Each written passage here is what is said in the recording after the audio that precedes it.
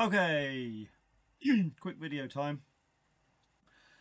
A few people have been asking me about helmets. Yeah, they're a pain in the arse. You've sort of got three options. One, the expensive one. Get a helmet pre-done from a company like J. Murray or Top Pots, but you are going to be paying top dollar for them. Not to say they're not good. They are very good. But with a hobby that's already expensive enough, there are ways of doing it a lot cheaper, as long as you understand what a drill is and what a pair of pliers are and a punch, because other than that there's not really that much to them. So first option, buy a good one from Top Pots or J. Murray, or there's other companies out there. Second is wear a wrong helmet, so that's not really an option as far as we're concerned. The third is do it yourself, which if you've never done it or you never really paid much attention to helmets, can sound a very daunting, impossible thing to do. However, it's surprisingly easy. If you know what a drill is and you can work a drill, you're pretty much halfway there. If you know how a hammer works, you're the rest of the way there. It's so easy. And I'm not going to say it's going to be absolutely fucking mind-blowing and up to the standards of J. Murray, etc. What I'm saying is you can save a shitload of money and do it yourself. Now, I don't know if anybody saw... Sorry, my throat's still knackered from cable. At the Front recently did a deal where they were doing World War II liners. A lot of these are World War II liners, but they've been refurbished in the 50s and 60s and updated in OD7 webbing and given the little strap. Some of them got a little strap on the back because the Nate band was removed. So it's a good mixture of liners. These were $20. $20. I mean, all the interiors are completely... You see the orange? Oh my god, like lime green, whatever they are, rivet frame things, where they're completely rotten away. Some of them are just crumbling, and a lot of the webbing just pulls out because it's completely rot. It's just rotted, got that dry rot. Looks good until you put any pressure on it. So yeah, $20 each I got. I don't know, there's a stack there, there's some on the floor here, there's a couple there. The one up there, I could just see a tiny piece of white on it. So that's interesting. So I started scratching. You can just see I haven't finished scratching away at the back. But it's a 504 MP liner. How cool is that? I mean, it's absolutely fucked. What is it? It's a Westinghouse. Yeah, even got the hole in the front. The Westinghouse. Yeah, it is Westinghouse World War II one. So the markings are probably for 50s, 60s, going into Vietnam. I'm sure that pattern scheme is Vietnam, actually. Army level MP. But yeah, result, I mean, for $20. Even though it looks like a sack of shit, it's all beat up, but I might just actually keep it like that. I quite like the character of it. Other ones, I don't know if you can see this on the front. No, you can't see in this light. You can see captain's bars underneath the green paint. And yeah, I mean, that's how they come. So all you do is so that you get, oh my god, it's about to, there's a little rivet, you just drill it out, 3.5 drill bit, just drill that out, give it a slight flex to get rid of the edge, and they just push out. Just be careful of the back of the rivet because they can get fucking hot. I've already burnt myself a couple of times today and it hurts like hell. You just remove everything, every little piece, all that shit, just throw it away. If you're careful enough, you can reuse some of those if you don't get enough, or keep them spares just in case. Not that they ever break unless you do something really wrong. So once you've removed all the bits, you end up with a naked shell, or just with a series of holes, a bit like a shit colander. Give him a bath and he becomes nice and clean inside. And then web wise, bollocks, pick it up. Hold on, I'll be back.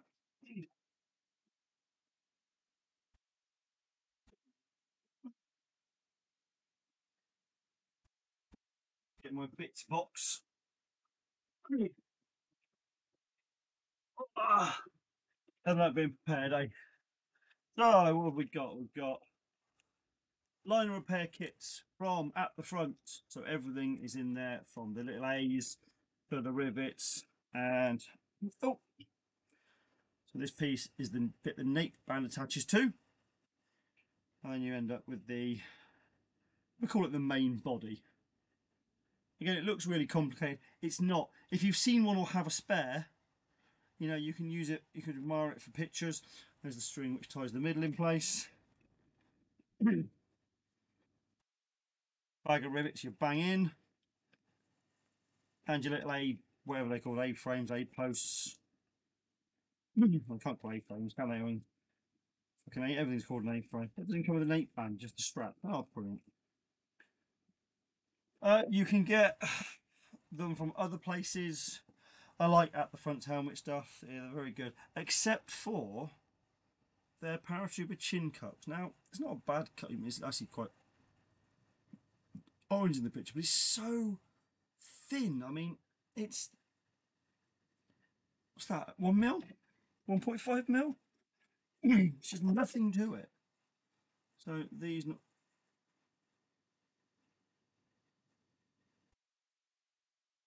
yeah, 1.5 mil.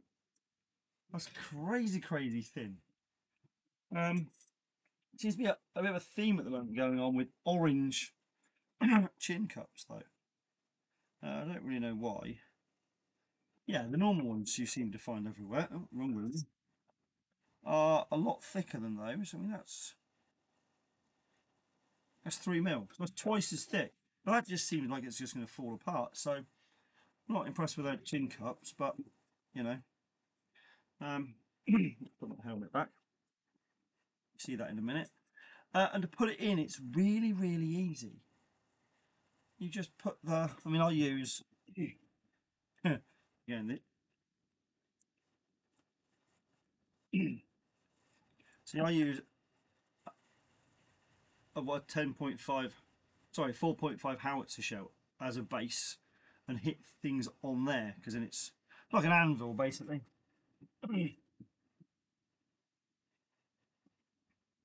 And you will need one speciality tool, which is one of these, which is how you set the rivets.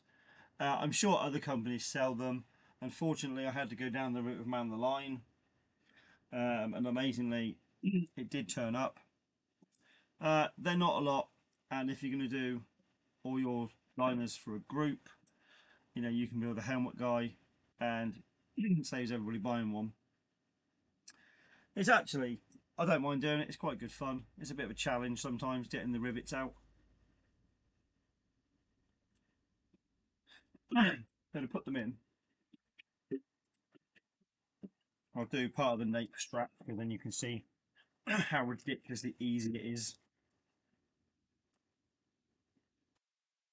This is where I put something the other way around. I'll find all the pieces, then I'll show you. Because this honestly is so easy. You watch me hit my hand with a hammer or something fucking retarded. Right, let's get 3 of the little A-frame-aged nods, whatever they're called. And 12 of them. The rivets come out. Right. So let's tilt that forwards so you can see my lap. So here is the back of the helmet. Make sure you get it the right way around. Obviously the nape band will push into that side of it. So you get it in place. Which way around do they go? They go pointy side down. So that goes like that. It comes from the outside. Push the rivet in. Push it through the little hole. Then put that in place. Now the hardest bit is balancing everything while you're moving things around. What? Okay, I need something to put that on. Have I got a bit of wood anywhere? Oh, bollocks. I must have a bit of wood. I've always got a bit of wood in the office. Yep. Of course I have. Right, there's my anvil. And the one thing I did get out ready, one hammer. So, it's something hard to do because it's going to be back to front. But, so you put it on whatever you're going to use as an anvil. And you get your setting tool. And you push it on the rivet. See? I think you just about see that. And you give it a smack. And honestly, that...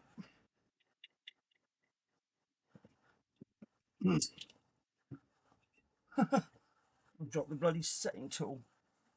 I didn't quite hit that hard enough because I was facing the wrong way. Let me give it a clout.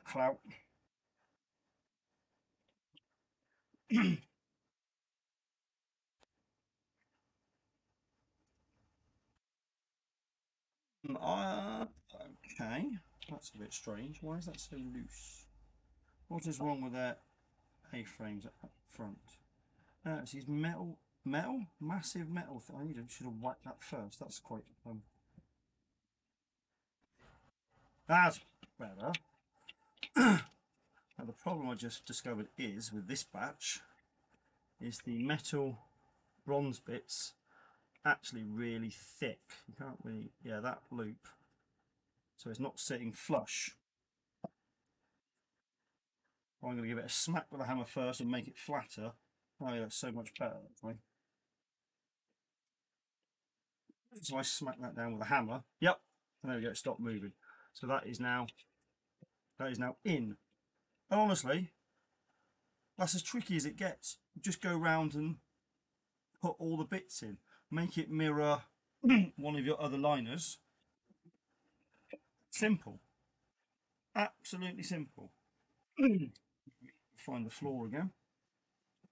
You don't need to see me put all those bits in there because it's just repeating the same process. The rivet, the A-frame, the webbing. If the Paratrooper A-frames to hold the copper going in, put that under the main body, and there's no more to it. If you want to see a book of pretty pictures of helmets as a good guide, get the MDT book on Paratrooper helmets. As you can see, mine's got 1001 post-it notes in, like most of my books. It will give you all the ideas of how to paint them properly. Ignore the one on the cover with the silly first aid pouch tied to it. Some lovely 502 helmets in there. Absolutely gorgeous. So it's a perfect reference for, well, anything Paratrooper helmet related, really. I mean, that's mine that I use. The correct, what do we call it? Chin strap, even though they're both chin straps, with the 2 train tracks on it. The little buckly thing should be green. The scrim I made, we'll talk about that in a minute. And again, the A-frame set underneath the webbing.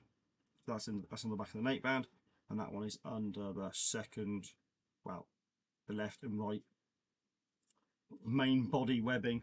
I know the technical terms. You don't need to know the technical terms as long as you know where it's going. Honestly, it's easy. Trust me, you can do it. Scrim. Do not use the scrim that's on the market. That god-awful cardboard brown box colour natural Hessian doesn't seem to be in any photos whatsoever. It's all greens and browns. So best thing is make your own. It probably will work out cheaper than ordering it. I mean, this huge sack of Hessian, and I mean that's don't tell you the measurement of it, was about 15 quid. I mean, that will make thousands and thousands of helmets. Um, Hessians worth of helmets. I dye sections in espresso brown, olive green, and there's another green as well I also use. And then when I've done one batch, I combine 2 batches of 2 different colours to give another batch. And then when I've done the other one, I combine that again. So you get all these extra colours for free. And weirdly, some of the weirdest colours, all the weirdest combinations of these dyes actually give you the best colours. What else do you need to know? I mean, the hardest thing you've got to do is find these. And unless At the Front is going to keep doing them for like $20 each, which is an absolute steal, it's quite tricky in the UK, especially to find actual World War II liners that you can renovate yourself. You get the Euro ones sometimes, but they're not quite. I mean, they're very, very close. They're not quite the same though. There's some slight differences. You can see the stack I've got to go through and clean up. If I can do it, trust me, anybody can do this shit. Yeah, I mean, 20 quid. Repair kit from At the Front, probably 20 quid. The other bits and pieces you need from At the Front, or Epic, or Soft. I mean, let's just say all the webbing and the liner is 60 quid. So a World War II shell. Nah, they vary where you get them from. I mean, you can get lucky and pick them up for 30, 40, 50 quid. Sometimes you'll pay a bit more. I mean, but you're still going to be talking 100 quid. I mean, I don't know how much J. Murray Top Pots do helmets for. I would have thought 300 quid. A lot of time goes into them, a lot of work goes into them. They do them all the time, they do them to a very high standard. You know, choice is yours. Blow the cash or learn something. Anyway, told you it'd be a quick one. Enjoy and just don't burn yourselves when playing with helmets. Laters.